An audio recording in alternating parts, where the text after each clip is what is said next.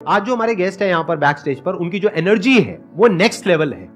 वो इंडिया के सबसे पॉपुलर मोटिवेशनल स्पीकर्स में से एक हैं। Please give an energetic and warm welcome to the one and only Sonu Sharma.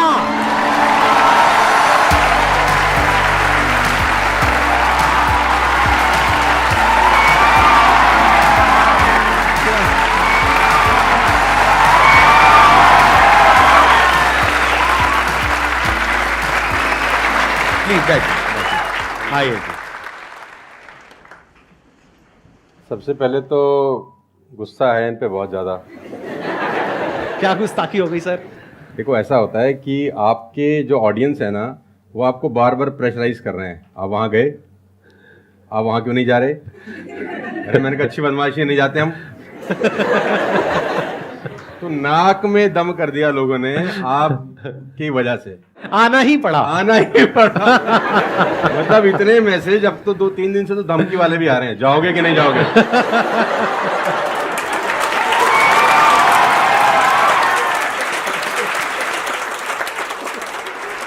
इस बहाने मिलना तो हो गया ना सर? इस बहाने मिलना हो गया। और मैं जानता हूं कि 2-2.5 महीने से हम लोग प्रोसेस में थे कि आपके से मुलाकात होगा, लेकिन अच्छा लगा बच्चों की एनर्जी देखकर और आपसे मिलकर वाकई में।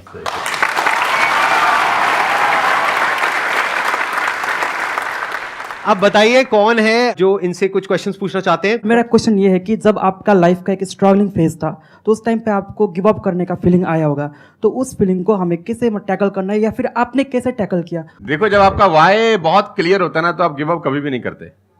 कोई भी चीज क्यों करना है, ये सबसे इंपॉर्टेंट रोल प्ले करता है। There is a book by Simon Sinek called learn your why, कि आप कोई भी काम क्यों कर रहे हैं, है ना। तो अगर आप उस किताब को पढ़ेंगे ना, तो आपको बहुत सारी चीजें सीखने को मिलेंगी। वाई बहुत इंपॉर्टेंट है। मतलब अगर आपका वाई क्लियर है ना, तो कोई भी ऑब्स्टिकल गिराने के बाद, आप गिरने के बाद, नीचे गिरने के बाद आप अपने आप उठ खड़े हो जाते हैं। तो वाई स्ट्रांग होना चाहिए, और वही लोग उठने ही खड़े होते हैं जिनका वाई स्ट्रांग नहीं है। मैं एग्जांपल देके समझाता हूं आपको। अब फॉर एन एग्जांपल मैं आपको वुडन स्ट्रोक दूं, 2 फुट जिसका विड्थ हो और 30 फीट जिसका लेंथ हो, और आपको बोलूं मैं यहां से वहां आपको ट्रेवल करना है उसके ऊपर चल के, और मैं आपको 10,000 रुपये दूंगा, तो आप चल लेंगे बहुत आराम से। आप सवाल को ट्विस्ट करते हैं। अब उसी फट्टे को मैं 100 माले की 2 बिल्डिंग के बीच में लगा दूं, अब आप चलेंगे? लेकिन मैं अगर आपको अभी भी चलवा दूं तो आप अभी भी चलेंगे। अगर आपको पता हो कि दूसरी बिल्डिंग में आपकी बेटी है और उस बिल्डिंग में आग लग गई है, और मैं आपको 1 रुपया भी नहीं दूंगा, फिर भी आप चलेंगे, बिकॉज आपका वाई क्लियर है। जब जब आपका वाई क्लियर होता है ना, तो कोई भी ऑब्स्टिकल, कोई भी गिरावट आपको कभी रोक नहीं सकती। लेकिन जब वाई क्लियर नहीं होता, तो छोटी सी छोटी ऑब्स्टिकल भी आपको वापस ले जाती है जहां से आपने जर्नी स्टार्ट किया होता है। वाई इंपॉर्टेंट है।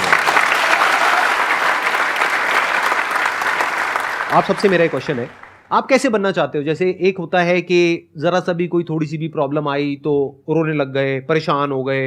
एक ऐसी पर्सनालिटी आपकी हो सकती है कि आने दो, जो आ रहा है आने दो, देख लेंगे, संभाल लेंगे।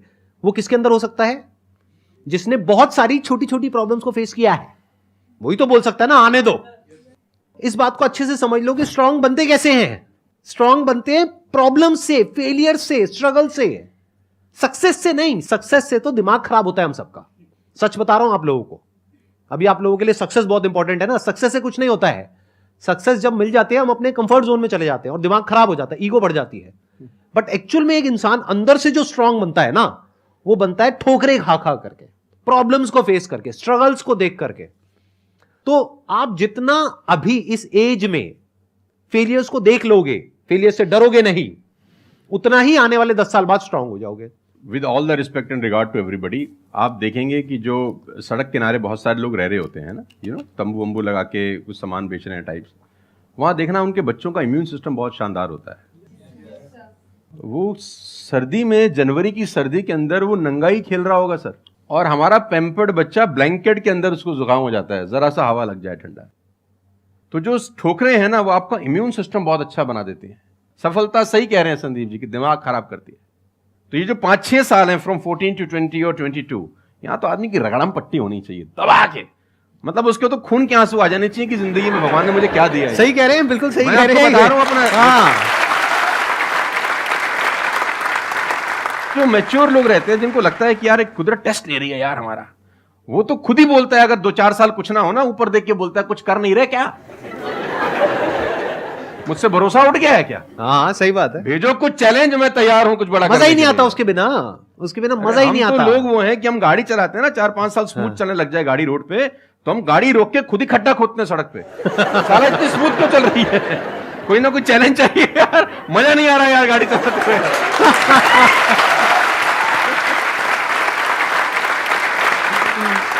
तो चैलेंजेस आपका इम्यून सिस्टम बहुत अच्छा करती हैं, और मेरे हिसाब से 14 और 20 साल का जो एज है, इसमें तो खूब पिटाई होनी चाहिए आदमी की, खूब रगड़ा पट्टी होनी चाहिए, ताकि उसका इम्यूनिटी एक बार अच्छी हो जाए, बाकी का उसका जो 60-70 साल का जिंदगी है ना, वो लोहा हो जाता है। आपको खुद पे भरोसा रखना बहुत जरूरी है। दुनिया तो नहीं करेगी, ये तय है। दुनिया तो चड्डे में बम लगाएगी आपके। हाँ, तकलीफ ये नहीं है कि चड्डे में बम लगाएगी, तकलीफ ये है कि रिमोट भी अपने हाथ में रखेगी जब मन करे। हाँ, जब मन करेगी वो खास। सही दुनिया बात पे है। भरोसा नहीं करेगी, ये तय है। लेकिन अगर आपने भी भरोसा नहीं किया अपने ऊपर, तो मुझे लगता नहीं है कि वो ऊपर जाएंगे तो वो खुश होगा। वो कहेगा मैंने क्या बना के भेजा था यार, तुमने साला खुद पे ट्रस्ट नहीं किया यार। मेरा ये मानना है कि आदमी पहाड़ की चोटी से गिर जाए ना, वापस खड़ा हो जाता है। ऊंट से गिर के भी खड़ा हो सकता है, लेकिन अपनी नजर में गिर जाए ना, फिर आदमी खड़ा नहीं होता कभी। हमारे को अपनी नजर में खड़ा होना है। मेरा एक क्वेश्चन है आपसे, ये जो आप अपने वीडियोस में बार बार साला साला बोलते हो, तो आपका साला एक्चुअल में है या नहीं है? नहीं, बिल्कुल है, हष्ट-पुष्ट है। कहते ना सारी खुदाई एक तरफ।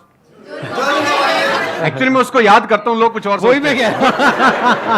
आजकल का जो दौर है ना, जो मुझे कई बार लोग बोलते हैं आप साला मत बोला करिए, लेकिन साला बोलने से जो वजन बढ़ता है ना बात में, वो कुछ और शब्द उसको भरपाई नहीं कर पाता। वो उसकी भरपाई नहीं हो पाती। और कभी कभी जैसा लोग मुझे बोलते हैं मत यूज करो, ये वो आदमी है जो नेटफ्लिक्स देख रहा है और न जाने क्या क्या देख रहा है और क्या क्या सुन रहा है, लेकिन उसको मेरे से पंगा है थोड़ा सा। हर आदमी रहता है ना कि इस देश में हर आदमी से खुश हो सकता है क्या? If everybody likes you have a serious problem, है ना? अगर दुनिया में सब आपको पसंद करते हैं तो आप में कोई प्रॉब्लम है, फिर आपने कोई समझौते किए हैं जीवन के अंदर। हाँ। तो मैं वो जानबूझ के बोलता हूं, क्योंकि उसका जो वजन है ना यार, मैं और बोलना चाहता हूं और भी कुछ, लेकिन रोक लेते हो।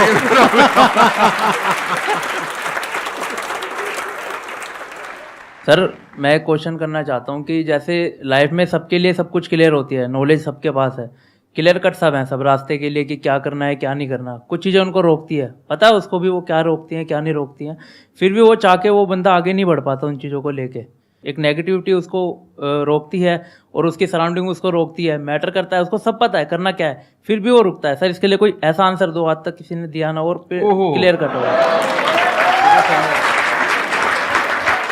भगवान कृष्ण पांडवों के तरफ से गए 5 गांव मांगने हस्तिनापुर, शांति प्रस्ताव लेके गए कि 5 गांव आप पांडवों को दे दो, बड़े संतोषी हैं, वो लड़ाई वड़ाई नहीं करेंगे और पूरी महाभारत टल जाएगी, खत्म, कोई दिक्कत ही नहीं है। तो दुर्योधन ने बोला कि सुई के नोक बराबर भी जमीन नहीं दूंगा।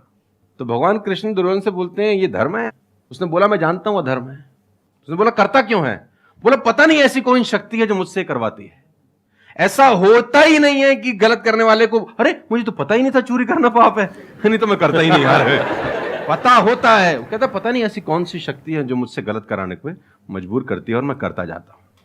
कुत्ता रहता है ना, जो कुत्ता, उससे परफेक्ट एग्जाम्पल नहीं है। कुत्ता अगर रोटी चुरा के कहीं से भागेगा ना, आप ध्यान दीजिए, गौर करिए, कहीं से चुरा के भागे तो वो 3 गली दूर जाएगा, चोरी से खाएगा कि कोई देख तो नहीं रहा, चुरा के लाया है। और अगर मालिक उसको अगर परोसता है, ध्यान से देखना, वो पहले पूंछ उठाएगा, 2 हाथ ऊपर के करेगा, थैंक्स बोलेगा, शुक्रिया अदा करेगा, और जहां परोसी होगी वहीं बैठ के खाएगा। कुत्ते को भी पता है ये ईमानदारी की रोटी है और उस कुत्ते को पता है कि सारा बेईमानी की रोटी है, वो 3 गली दूर जाके खाता है। कुत्ते को भी पता होता है क्या सही है क्या गलत है, तो इंसानों को कैसे नहीं पता हो सकता है? सबको पता होता है कि क्या सही होता है और क्या गलत होता है। बहुत बढ़िया। फिर भी लोग करते हैं। ऐसा हो नहीं सकता। Cigarette smoking is injurious to health, everybody knows ना। अब वो 40 साल तक साला चेन स्मोकिंग कर रहा है और उसके फेफड़े खराब हो गए, डॉक्टर ने बोला भाई तेरी वारंटी खत्म है, तू विल शील लिख ले, तू जाने की तैयारी कर ले। और ये डॉक्टर साहब को अगर इनोसेंटली बोल रहे, डॉक्टर साहब मुझे पता होता, भगवान कसम मैं पीता ही नहीं, बोल सकता है ऐसे? नो, उसको पता था। पता होने से कुछ नहीं होता। मैं अपनी ट्रेनिंग में बोलता हूं execution is the most powerful thing. आपको सब पता है, सुबह सैर करने से सेहत अच्छी रहती है, हर किसी को पता होता है। गरीब भी कर सकता है, अमीर भी कर सकता है, चप्पल है तो भी कर सकता है, नाइकी का जूता वाला भी कर सकता है, लेकिन फिर भी नहीं करता ना। पता होने से क्या होता है? कुछ नहीं होता, एग्जीक्यूशन इज इंपॉर्टेंट। यहां पर मैं थोड़ा सा ऐड करूंगा इनकी बात में। अब इस प्रॉब्लम को सोल्यूशन क्या है? जैसे फॉर एग्जांपल एक बार आपको सिगरेट की लत लग गई, तब अगर आप एक क्वेश्चन पूछोगे तो आपके लिए सिगरेट को छोड़ना, अगर मानो आपको 10 साल हो गए सिगरेट पीते हुए, अब एकदम से सिगरेट को छोड़ना बहुत ही मुश्किल है। मैं बोलता हूं आसान है, लेकिन इतना आसान नहीं है, क्योंकि बायोलॉजिकली आपकी जो ब्रेन है वो मांगेगी उस चीज को। अब सिर्फ साइकोलॉजिकली आप क्रेव नहीं कर रहे सिगरेट के लिए, बायोलॉजिकली भी वो क्रेविंग उठेगी अंदर से। जैसे भूख लगती है, प्यास लगती है, वैसे ही निकोटिन मांगेगी आपकी जो ब्रेन है। तो इसका सोल्यूशन क्या है? जब भी कोई गलत काम करने की शुरुआत कर रहे हो, आपको पता है कि वो सही है गलत है, तभी आपने क्वेश्चन पूछा, आपको पता है कि मैं यहां पर गड़बड़ कर रहा हूं। अब वो गड़बड़ क्या हो सकती है? टाइम खराब कर रहा हूं। एक बार आदत पड़ गई टाइम खराब करने की, उसके बाद बहुत मुश्किल हो जाएगा उसको छोड़ना। बहुत लेकिन अगर शुरुआत हो रही है टाइम खराब करने वही की, रोक लिया, वही रोक लिया, पहली सिगरेट पे आप रुक गए, तो बच जाओगे। मैं आपको संदीप जी को ऐड करता हूं, ये बिल्कुल फैंटास्टिक बात बोली इन्होंने, बहुत जबरदस्त बात बोली। एक गुरु और एक चेला कहीं से ट्रेवल कर रहे थे, राइट? कोई जंगल टाइप जगह थी, तो गुरु ने बोला इसको उखाड़ दो। क्या उखाड़ दो? वो छोटा सा पौधा सा लगा था, इतना सा उंगली जितना बाहर आया था। तो बच्चे ने बोला कौन सी बात है, खट से उखाड़ दिया। हाँ। थोड़ा सा और आगे गए तो 2-2.5 फुट का एक छोटा सा पेड़ था। गुरु ने बोला इसको उखाड़ दे। उसने थोड़ा सा जोर लगाया, वो भी उखाड़ दिया। फिर 4-5 फुट लंबा पेड़ था। गुरु ने बोला अब इसको उखाड़ दे। थोड़ी सी उसको मेहनत लग रही, लेकिन उसने फाइनली इसको भी रिमूव कर दिया। अब एक बरगद का पेड़ था करीब करीब 20 फीट ऊंचा। गुरु ने बोला अब इसको उखाड़। बोला महाराज कैसी बातें करते हुए, कैसे उखड़ेगा? बोला यही सिखाना चाह रहा था कि एक बार जड़ें गहरी हो जाए ना तो उसको उखाड़ना बहुत मुश्किल होता है।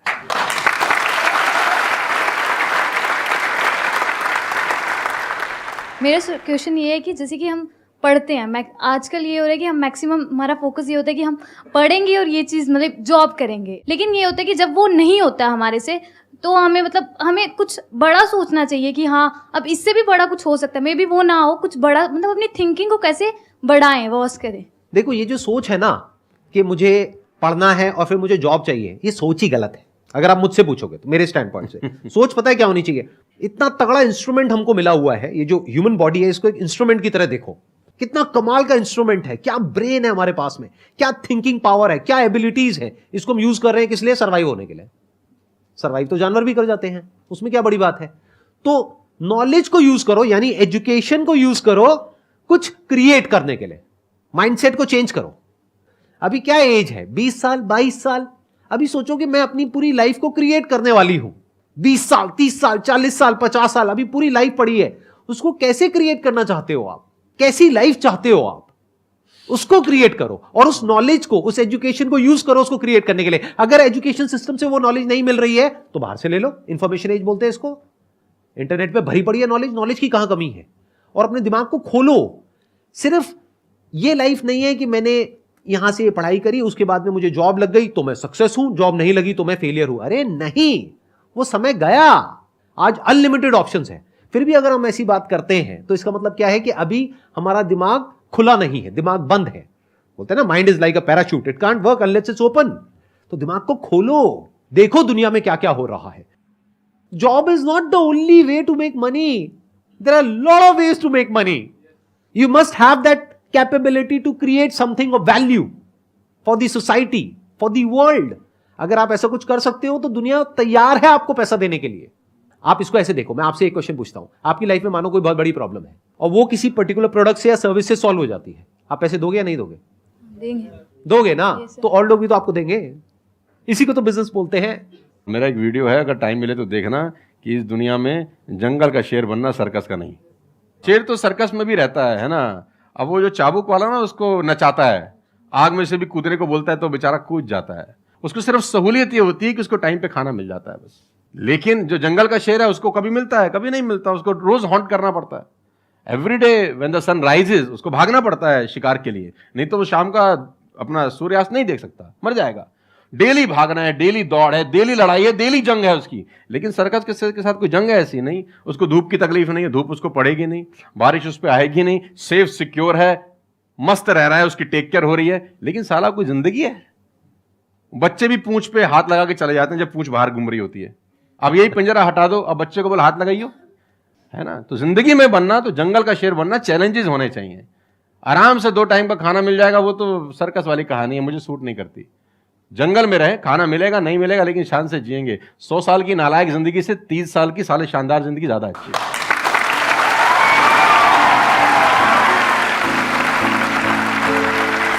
Thank you so much, thank you.